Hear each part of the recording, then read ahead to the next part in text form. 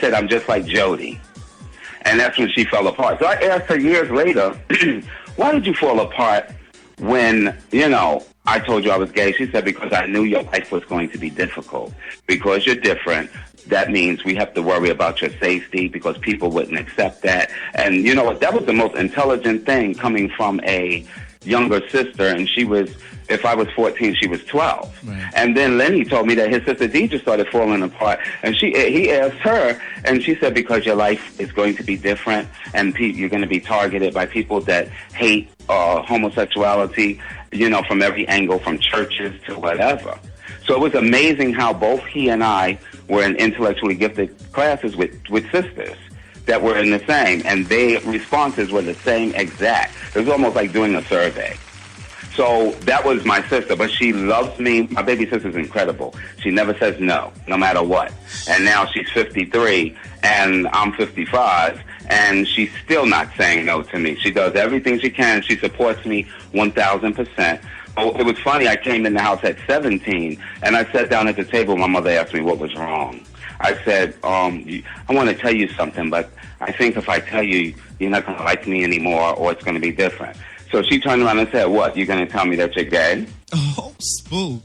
Like looking at her, and I'm like, Mommy, all the times you always tell me, oh, you're lazy, you better get in here and clean this up, you better marry a strong woman who, is going to help you clean or cleans for you. Because she was calling me a bum because I had all my toys, everything all over the place, whatever. Don't you hate when mothers do that, child? Yeah, but my mother said, what was I supposed to do?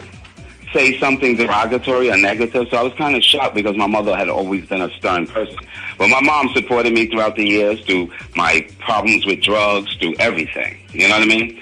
And she was at my balls. I remember she was at my first ball I ever gave. And my mother had been to many balls and the Omni picnics my sister came to. My sisters also came to my balls. My brother came to my balls. Oh, wow. So, I told everybody, came out my closet to my mom's and my sister when I was 17 with my mom's and 14 with my sister.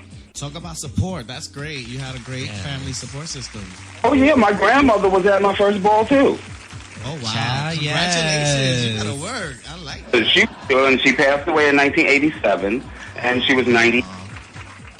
She was 98. I boo-hooed. They said, Kevin, she was 98. I said, I want to live to be 108, So, I have a strong family foundation with all my mother's sisters being up there in age. They've always been there. My mother couldn't work due to whatever problems. And, her sisters kicked in every which way that made things better for me. And then my older sister, I want to give a shout out to her. She is the best sister. My younger sister, me and her the closest, but my older sister, that was like my second mother. And so my older sister, she's like my second mother. And, there's nothing that she doesn't do. At 54, 55, whatever age, she still brings me socks, underwear, and she does it for my baby sister who's married and everything. It's like she can't give up her throne because she was the one that always bought out clothes. And, when mommy bought things too, like my train set and this, that, and other. And my sister Linda was like, she's 11 years older than me, so she was a great supporter of the family. So, and I remember when I asked her for a quarter, she told me, get a job. And I'm like, how am I going to get a job? 8 years old. And she gave me the broom and told me to go sweep her bed. So, and then she just retired after 50 years in the same law firm, just last month. Congratulations. Tell her I said congratulations.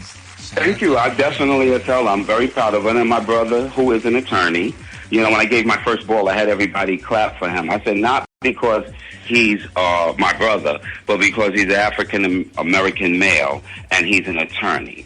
Clap for him being successful. And we had no father. Our father died, got murdered when we were like in 1962. So my brother became the man of the household, and he was like my father. And he struggled through college and law school because it was difficult because my mother was not working. But my aunts made sure he had money for books and money for car fare and things of that nature. Okay. Yeah, you know, so my family's very backbone foundation. You know, they are the stronghold. And my younger sister is like the genius of the family. She was valedictorian at her graduation. There was another, you know, well, she had like a 90-something average. And now my nephew, her son, is like a 95 average in school. I can't believe, when I look at his report, the boy gets 100s and 96s and 98s. That's great. Like, where those numbers come from? I remember getting a 91 and a 92, but I didn't see no 96s and 8s and, you know, things of that nature, but it's all good. I'm proud of him, too. So, you know, basically a lot of my family, like my aunts and them, just knew I was gay. So it wasn't like I had to come out my closet, but I was secure with who I was when I came out. And so I accepted early as elementary school, even though the preacher was telling me, homosexuality is bad, this, that. And I went to a holiness Pentecostal church, raised, okay? But guess what? You weren't supposed to drink, listen to rock and roll music, and you wasn't supposed to, you know, have sex, of course, unless you're married. And, you know, I broke every rule of that church. You better word. I did. I broke every... Kevin, when did you discover other gay males and started getting into the gay lifestyle? Sexual activity? Okay, I lived in Brooklyn, in the ghetto. I was born and raised in Bed-Stuy. Bed-Stuy, do or die, Bedford-Stuyvesant section. Shout out to Bed-Stuy. But I moved from there to Bushwick section of Brooklyn. And the boys we used to play this game, and we were like 11, 12, 13, 14, where we would go in the alley, and then, you know, somebody was supposed to find us, and we were in the dark in some dark boiler. Catch and go kiss. Yeah, and the boys are humping on me and everything, and I liked it. And when it stopped, you know, they grew up, and like this boy was, you know, it was just a young thing or whatever, but they weren't serious. Now I'm stuck because now I want to do this again. So my god brother, who was one of the ones in the alley, decided to continue giving me what I wanted. Oh, I guess I could say at the early age of 11. And when I went to junior high school, I was 11, going into, my birthday was I was 12 years old in October. And then I had my first dates in the 7th grade. I won't mention their names, but wow. we used to play hooky and everything. And then there were some times we had in our school, the junior high school, they had the old-fashioned wardrobe closet that you could get in and go up into the vent and everything. And me and this individual used to go up there, and we used to carry on right in class. Mm-hmm. How about that? How about Christopher Street? When did you discover Christopher Street? Oh, I discovered Christopher Street as early as 1973. That was my first time even going to a gay show. There was a club called the Newcomers Manor on Fulton Street in Brooklyn. It was near, I think it was South Oxford. I'm getting it mixed up with the South Oxford Tennis Club, but it was on Adelphi Street, one of those streets in Fort Greene. And the show was a cabaret vaudeville show where 3 drag queens would come out and entertain the audience. And one of them was, God bless her dead, Miss Doreen Corey. She used to dance. Yeah, she used to dance with little snakes and things, and the 7 veils or whatever. And then the other drag queen, I forgot her name. One of them was called Carol Durrell. She had been a team later on at the Apollo and out in Las Vegas. It was called the Fabulous Fakes. And what it was these drag queens had actually, you know, were doing Dionne Warwick, Diana Ross lip-syncing, and Patti LaBelle. That's what the Fabulous Fakes were. And they looked identical, you know, to those celebrities. You know. Wow, yeah, it was really a great show. But then the third drag queen would come out and she would go in the audience to say like a couple, because this was a heterosexual thing, you know. And she would say, she would go over to the table and say, "Why you not talking to me now when you talked to me last night? Because you with your wife?" Baby, we would fall out laughing. So it was entertaining. Mm-hmm. And that was neat. And then I ventured on Christopher Street, and it kind of like really amazed me that I saw 2 men holding hands. You know, I knew I did my thing, but I was doing it in the bedroom and locking my bedroom door so my mother wouldn't open the door and find me in a position that had been agreeable. Wow. You know, to her. And but Christopher Street, I 73. I actually noticed it, but I didn't start going down there till like about 1975, and that was when they had the trucks on the pier, which was the West Side Highway. And what happened with these trucks? They were just parked there. They weren't like the first part of the truck they call a cab or whatever. It was just actual back part, and you could go in there. And when they used to go in, people used to go in there and have sex.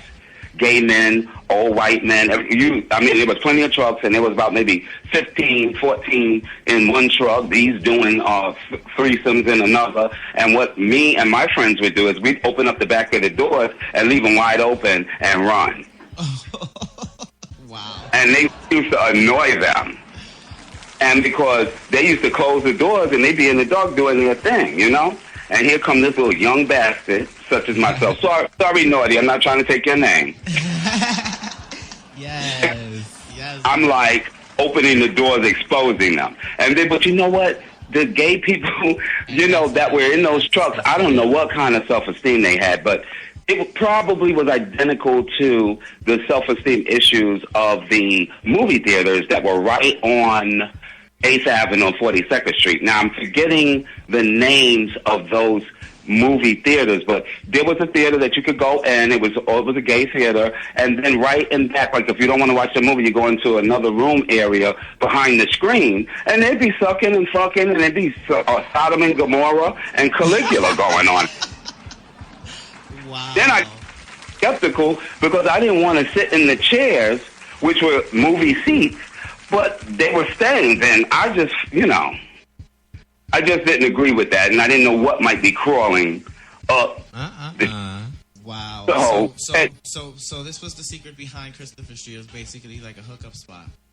Hookup spot, sex thing, and it always has been and always will. So real quick, let's not go into all that real quick. I want to take it back a little bit. I want to talk about 98.7 KISS FM Red Alert Show with Wendy Williams.